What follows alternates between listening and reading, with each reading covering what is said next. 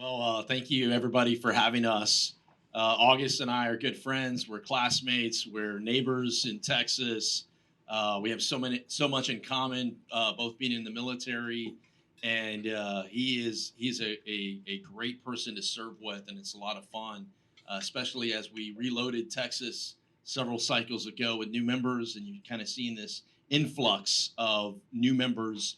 It's just an honor to serve with the right people, and thank you for having us. I mean, Ripon Society does so many different wonderful things. You're active on the policy standpoint.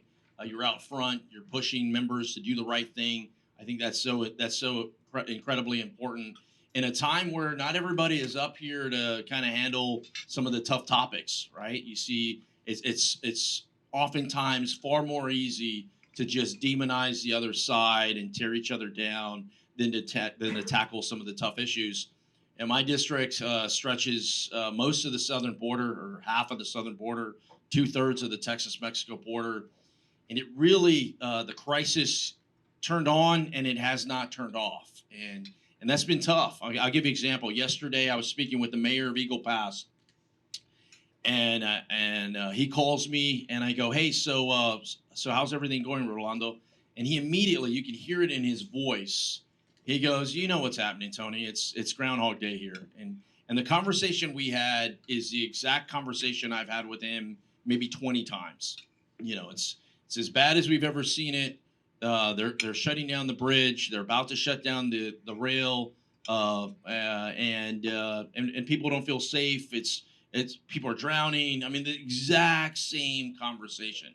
So what ends up happening is everybody becomes tired, and there's a saying in Spanish, "Ya somos cansado," which means basically we're exhausted, and that's what's happening to many communities. Whether you live along the border, but throughout Texas, I'm sure August will get into it too. It doesn't just end there, it goes all the way through, and so we're just exhausted.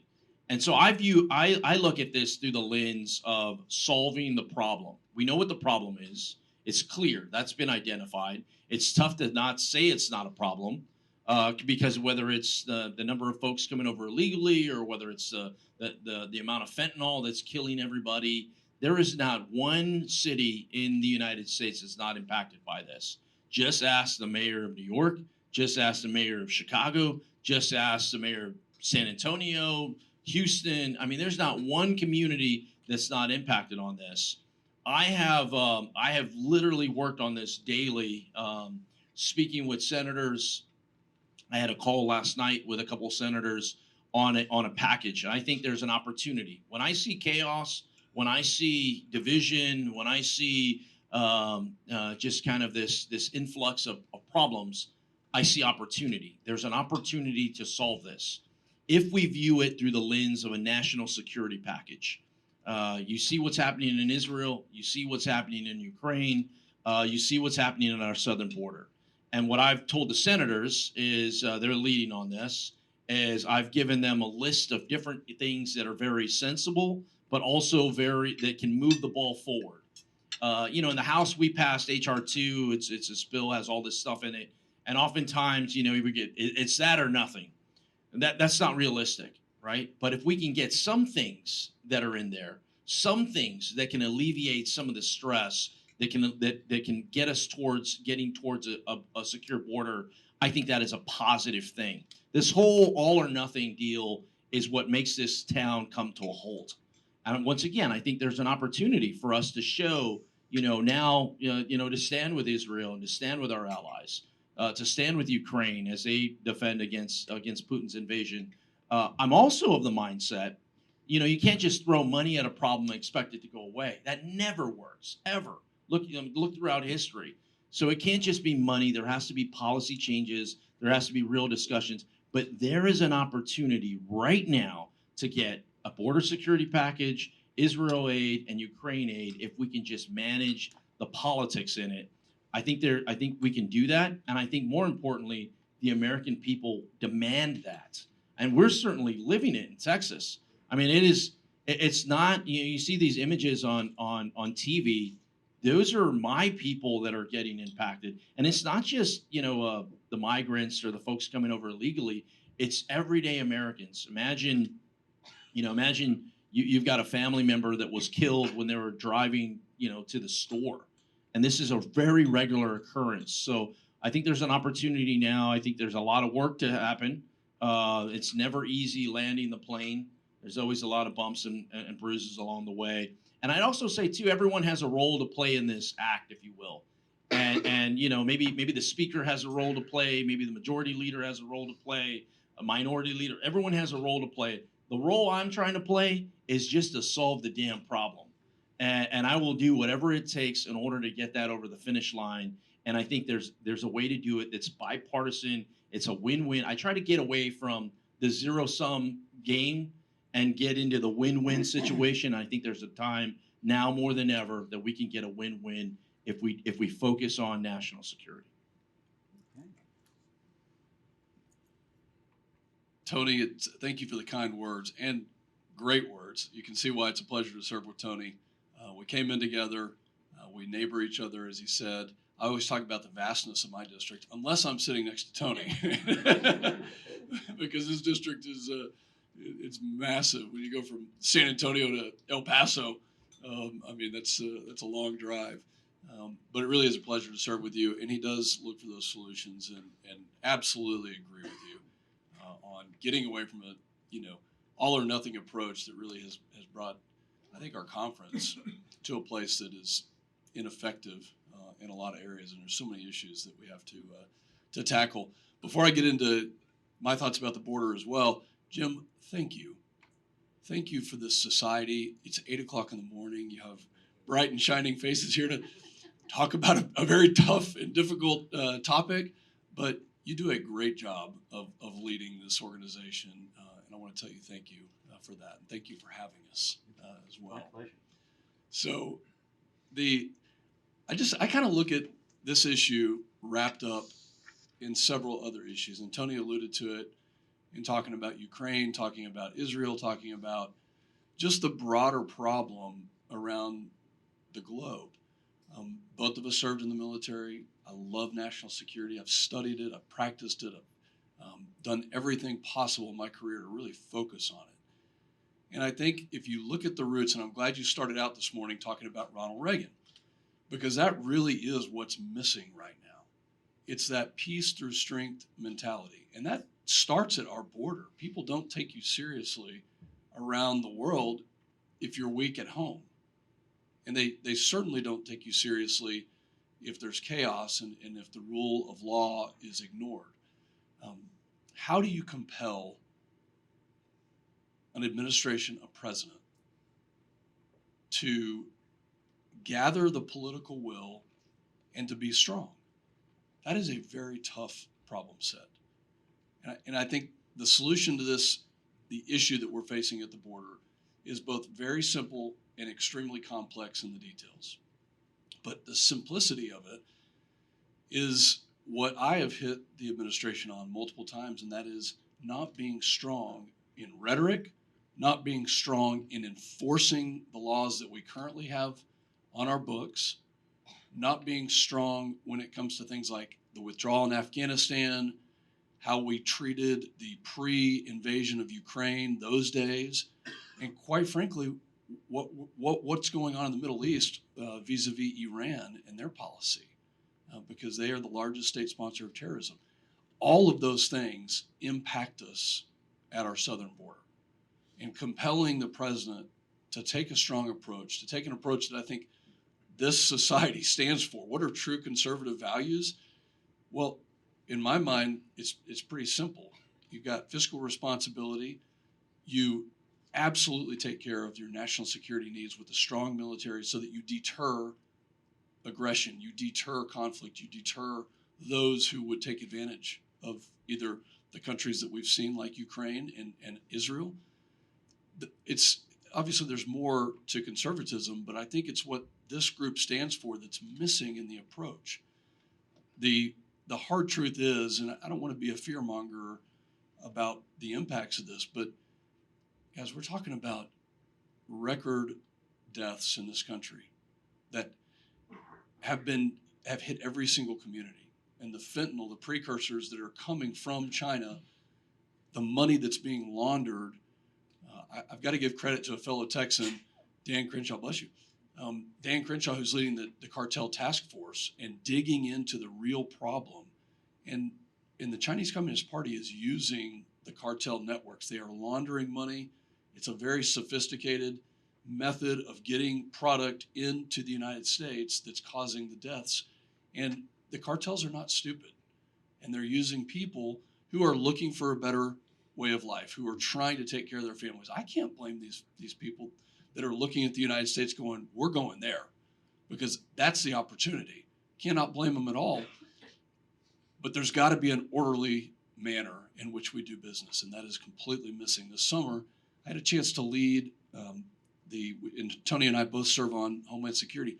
Had a chance to lead a CODEL. We visited the Darien region. It's a really dangerous place, and we saw people emerging out of the jungle area.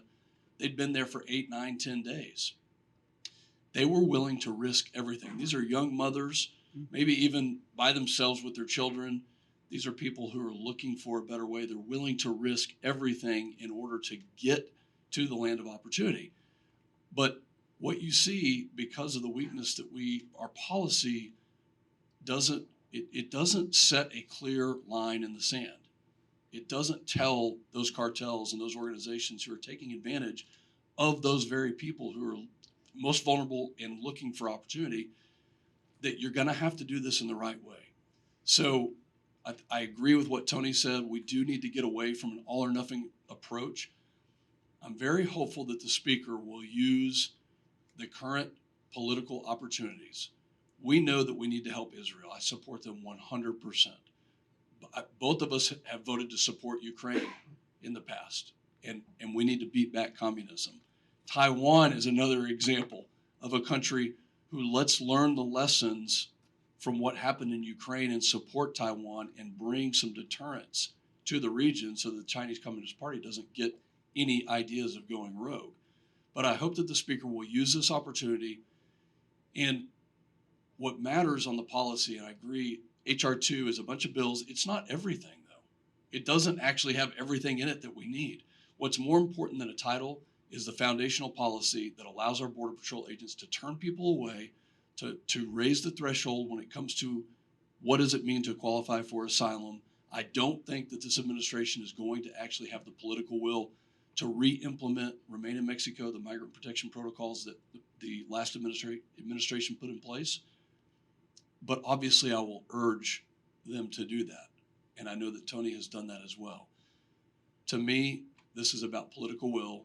It's about compelling the administration to take the steps to do what they have not done so far. And it's causing a lot of chaos in our country. So I'll pause there so we can get into either questions or whatever else. Fantastic. Great. Thank you so much. As someone who came to Washington a long time ago to study international relations, I vividly remember my first day in my first class. They called it Intro to International Relations. And the one thing that the professor said has stayed with me all these years. He said, a major part of the definition of a nation is its ability to control its borders. A country that cannot control its borders cannot really call itself self-governing. The administration would like us to believe that they're making progress at the border. Their daily releases would try to make you believe that. Do either of you see any signs whatsoever that any progress is being made in any area to control the flow across the border? And also, what do you think the significance is of the fact that the mix of these people crossing the border is not what most people think, which is mainly Latin Americans seeking economic opportunity, but large groups of people from all over the world? I'll start us off. I've seen, I remember January of 2021, I've seen this crisis just continue to get worse. I remember January 2021, as I was talking to Border Patrol agents, I have 4 sectors in my district. Let's just talk about the Del Rio sector where Eagle Pass is in. I remember sitting with them and they go, Tony, if we hit 800 people, if 800 people come over illegally a day, it is all halt. We're just completely overwhelmed. Okay. Today, that number, if they hit 800, that is a day off for them, right? It has changed. Now, if they hit about 2,000 is their breaking point. So what is there? You cannot capacity yourself out of this problem. You can't build enough soft-sided facilities. That's the wrong approach, and that's the way the administration is going. They're just adding more money to it. All that's doing is attracting more people to come over. They can't process people enough. That's not the problem. The problem is, and August alluded to it, it's the enforcement piece to it. And so I've had private conversations, I've had public conversations with the administration. I'll give you, I won't share names, but I'll a couple of secretaries. So it's not just one, multiple secretaries. I've sat down and I've said, hey, this is what are some of the things that I think are reasonable solutions. I'm not asking for things that I know politically they can't do. I'm talking a starting point in my conversation with them is things that reasonable they can do. And they absolutely agreed, right? They've absolutely agreed on some of these things, raising credible fear standards. They absolutely agreed that the current environment allows for somebody to circumvent the system, and raising the credible fear standards makes sense. They absolutely agreed that if somebody does not qualify for asylum, they shouldn't be bused to Chicago or New York or Martha's Vineyard. They should be sent on a plane back to their country of origin. I could go down the list, right? Absolutely agreed. But what they lacked is the political cover, if you will. And I go, what is it going to take? I mean, do I need to go on a hunger strike? Do I need to chain myself to a cactus? Like, what is it going to take to just spark this? Hell, I brought Elon Musk to the border. I hosted Elon a couple months ago. Elon, it was a wildest thing, right? We basically do this X live deal. That got over 100 million views. 100 million people. I'm talking people that not watching Fox News or hell CNN for that example, for that matter. I've seen this and they're going, this is crazy. You see hundreds of people under the bridge. The other part that I've told the administration, I go, every day that you allow the border to continue to spiral out of control, you're undermining the people that are here trying to do it the right way.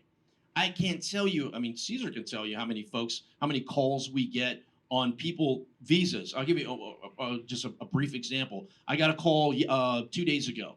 Hey, Tony, my neighbor, he's married to a Canadian citizen. This Canadian citizen has filled out all the paperwork that they need, and they haven't gotten a response. They're 45 days from the deadline of when they have to leave, and they're scared to death. And so it's not only about the people that are coming over illegally that we have to tackle. I mean, what about the people that are trying to do it the right way?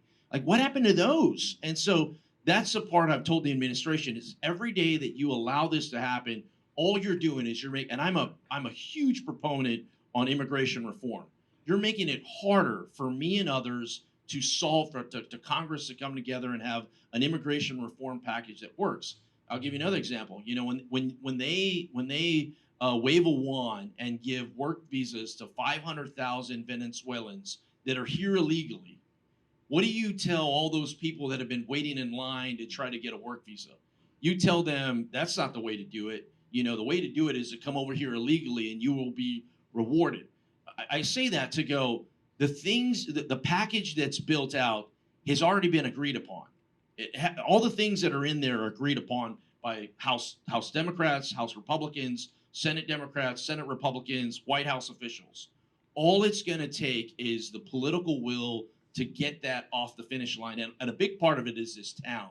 When something gets spun, the reason why I said national security package, if we can talk about this in a national security manner, that has a much greater chance of getting the support that it needs than if it's a amnesty package, or if it's a border package, or if it's a Ukraine package.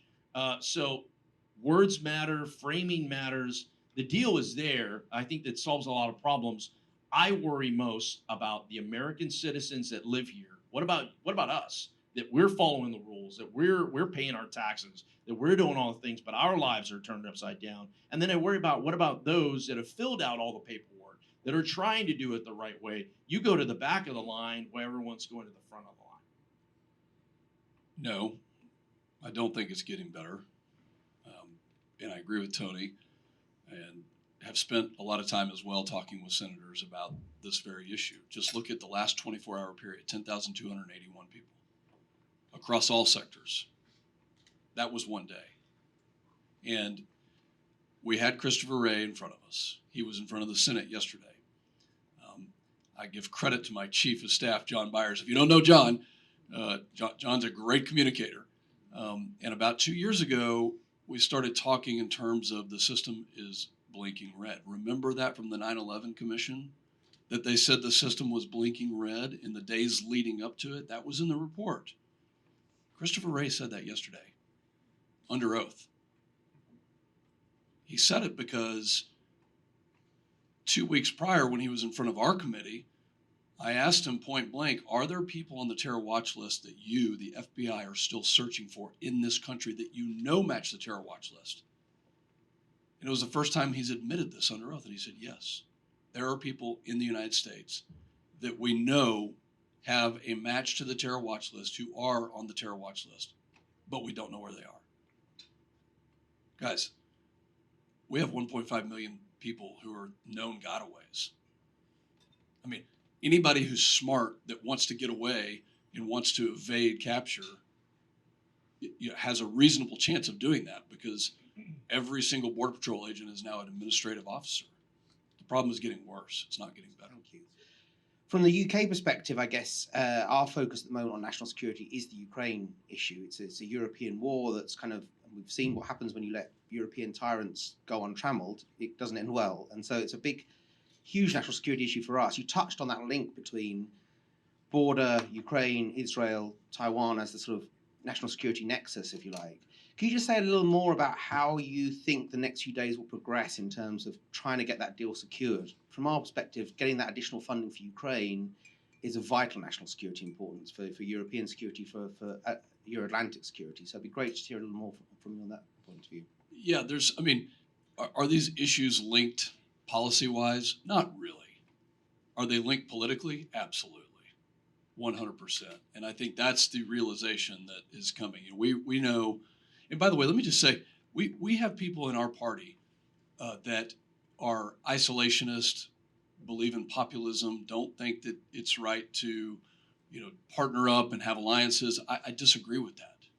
And I hope that the Ripon Society is a voice of reason that, conservatism takes into account national security. We cannot do it alone. I was in Europe, stationed in NATO in 2014 when Crimea was taken. We remember that. It was called a bloodless, conflict. But that happened, and we depend on our alliances, specifically the alliance, the Five Eye Alliance, the NATO alliance, our partnerships with other countries throughout Eastern Europe, and in our alliances with Japan and Korea have, I believe, kept the world safer. So the real issue right now, and for Tony and I, is getting away from that radical notion that we don't believe in national security and we're not going to support Ukraine. Well, yes, we are going to support Ukraine. I recently signed onto a letter and helped draft a letter with Mike Garcia, my friend and fellow fighter pilot, who asked the White House to do what the White House should do. They need to communicate to the American public what the objectives and the goals and the end states are of our participation and help to Ukraine. What are the weapon systems that they need? I've long advocated, in fact, I set up here a year and a half ago and advocated for F-16s to be sent to Ukraine, for them to be able to have that weapon system, that piece of air power. I think in the next couple of days, to answer your question, and as the funding is running out, this is a major priority for the White House, okay? We as Republicans cannot allow, now let me get partisan for just a second, we can't allow Democrats to steal the national security narrative. We're the party of national security. So we need to regain that narrative and retake it, demand that they communicate to us, and then be reasonable about whatever package comes through. And politically, these things are linked together. I believe that the Speaker of the House is going to use the leverage, knowing that the White House believes in supporting Ukraine. I believe in supporting Ukraine, but we've got to pair some of these things together. Those would include, probably not limited to, funding for Ukraine, funding to help Israel. We can always talk about that, and that was horrific what happened there. Funding to help in some sort of supplemental Taiwan, and obviously for what we're talking about this morning, border security. And that is policy. It's not money as much as it is policy changes. The world has changed, and it's constantly, we're reminded of these actors that no matter what will always be against some of the fundamental beliefs that our country and our allies have, and we can't lose sight of that for one bit. And the minute and let's say the United States removes ourselves and allows a void to happen, someone will fill that void. And so, but they're, to be very frank, Americans are tired, and they're going, wait a second here. What about us? Like, I'm following the rules. I'm working my butt off. I'm doing all these different things, and I'm falling further and further behind, And so now it's getting, no doubt, it's getting more difficult to talk about foreign aid. Why are we giving money to fill in the blank country, and why aren't you giving it? What about us? Okay. The other piece to it too is you can no longer do anything alone in this world. I mean, you look at cyber, you look at how everything's interconnected.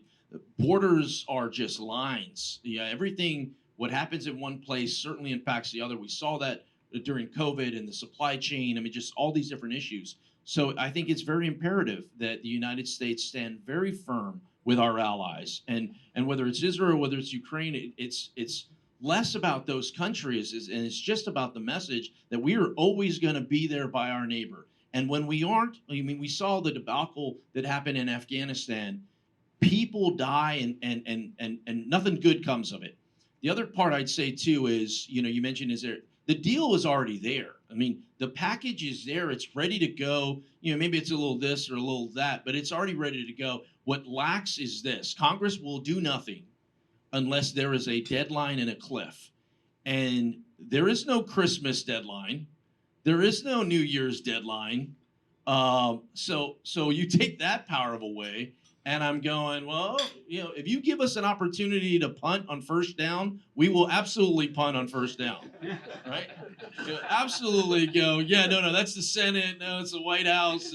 You notice it's always somebody else's fault. Is that bad? Is that bad? So I suspect we will punt.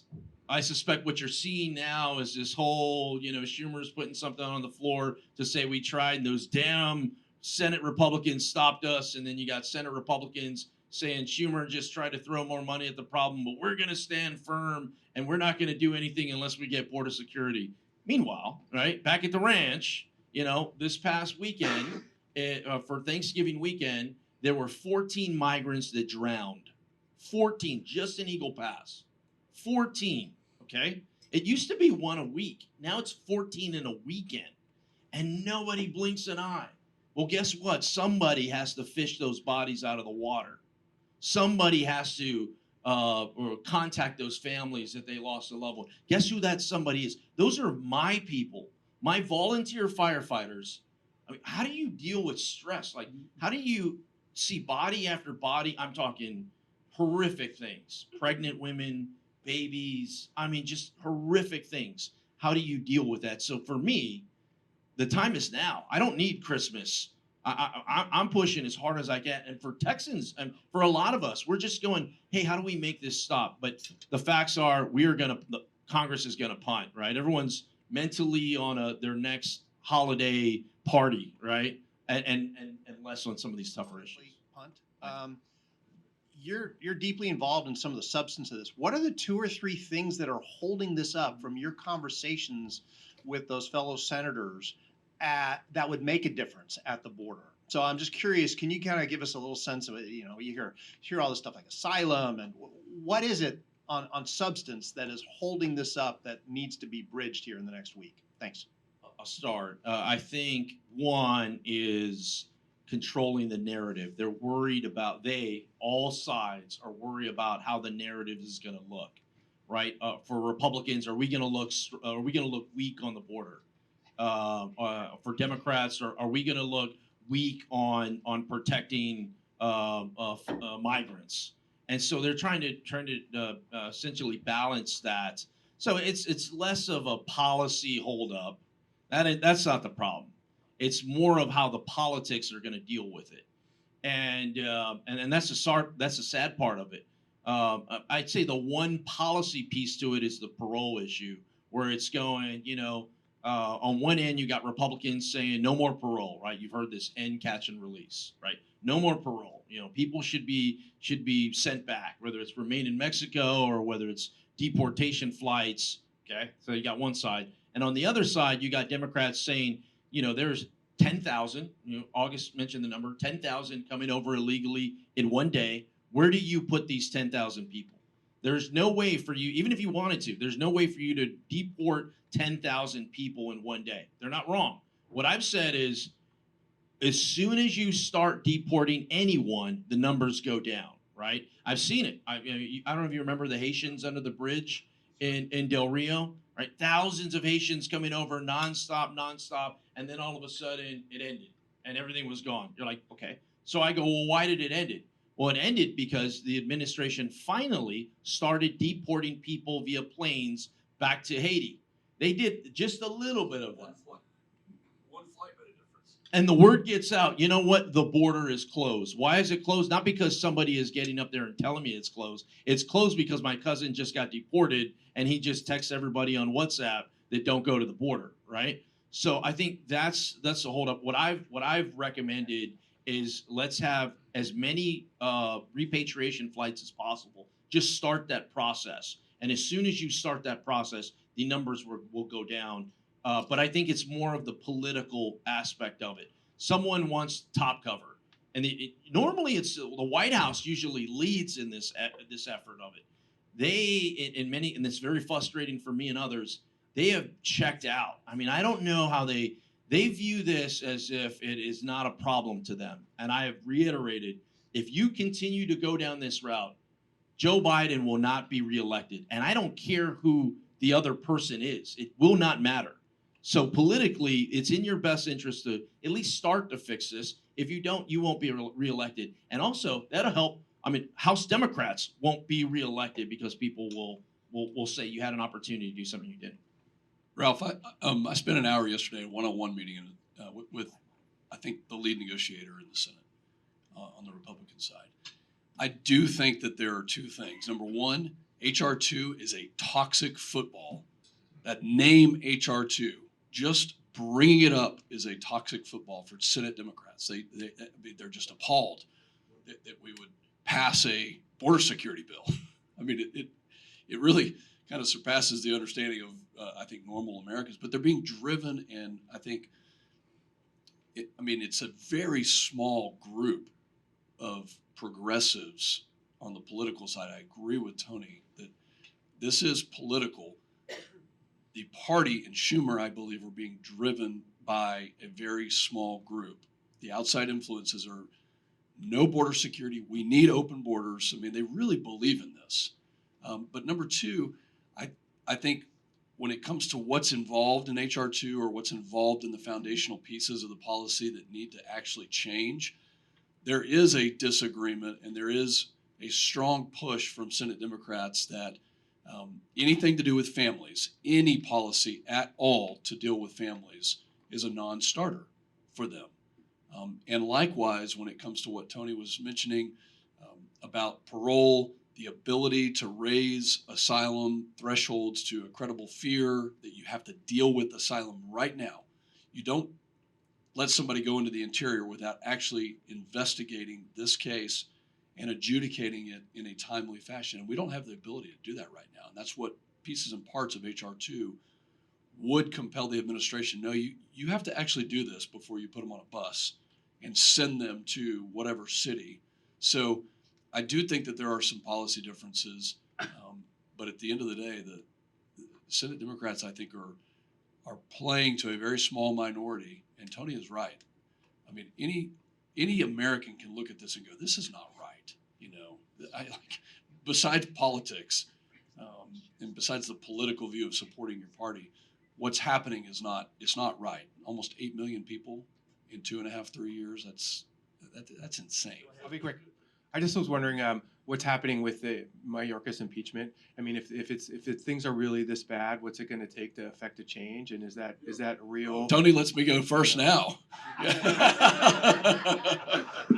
No, look, I mean, there's several efforts underway. Okay, we have a colleague who's brought a privilege resolution to the floor. Yes, I voted for it. I don't agree that that's the right process. I think that the investigation needs to be done correctly. It needs to be done in the committee. It needs to have merit to it. At the end of the day, even if we do impeach Secretary Mayorkas, which I have publicly said that I support and believe that we should do, I don't believe that that's going to affect change in the administration.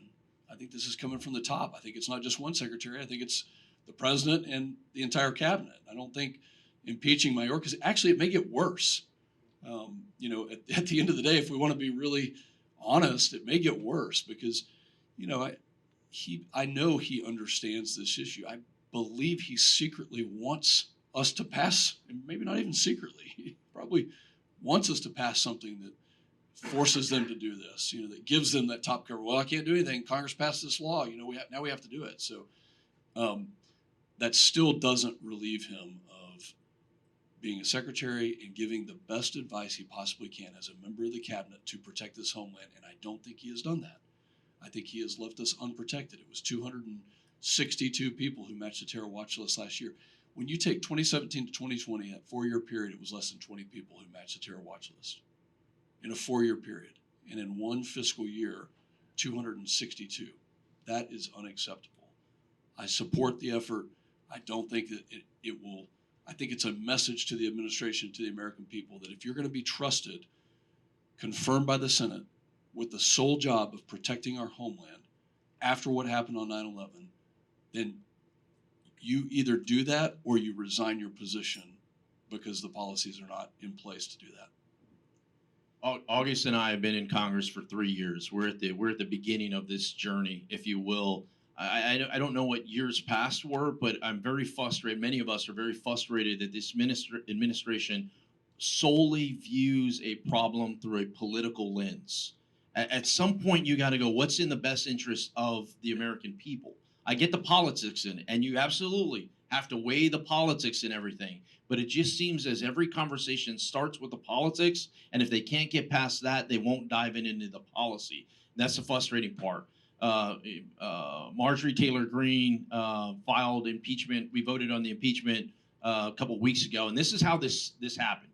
So I get a call from one of my sheriffs that there was a high-speed chase and 2 Americans were killed outside of Batesville, Texas, probably 20 minutes from Uvalde. Okay, talk to the sheriff. What's going on? Walk me through it. We find out, like a call I've gotten 100 times. I mean, it's over and over and over. It's Groundhog Day in my district. I find out, okay, who are these citizens? Where do they live? Where were they from? I find out they're from Marjorie's district, and I'm literally finding this out as it's happening, I mean, because I know all these people, right? They're walking me through it all. And I go, okay, got it. So I call Marjorie and I go, hey, heads up, 2 of your constituents were killed in my district. And then she starts flipping out, right? She goes, oh, and she had been, I've hosted her before. August has come down, and recently, a couple months ago, he's come down several times. And so she knew. I'm like, oh yeah, isn't that where we visited, several months ago? And so she's furious, and like many of us are furious. And she goes, you know what? Enough is enough. I'm tired. She goes. Well, what do you think about me impeaching Mayorkas? And I'm going, let's do it. I'm going, he's not the one that I'm gonna jump in front of to save a grenade for. For all the reasons August mentioned. But what we had, and the frustrating part. Now I'll talk politics just briefly. Is House Republicans can't get out of their way in so many different cases. And when you can't get everyone lined up to impeach Mayorkas, how the hell are we going to tackle some of these other issues? And I don't want to attack anyone. It's just, we just can't line up for whatever reason. And so that's the frustrating part is how do we line up and say, and you know, I don't think August is off base saying, hey, if we do this, all of a sudden, you know, the C parts and everything's done. But I will tell you in my district, and many people are going, okay, I get that. Can you do one thing? Can you show me that you can do one? I don't even care what it is, but can you do one thing? And many people are frustrated. I'm starting to get frustrated and going, let's do one thing, so then maybe we can do two things instead of round and round we go. We have the majority for a reason. We have to be able to use that majority in an effective way. I suspect you're going to see us try to impeach Mayorkas over and over and over and over again until at some point it happens. And so I do suspect it'll happen because if we can't do that at a minimum, that's going to be tough politically to run on.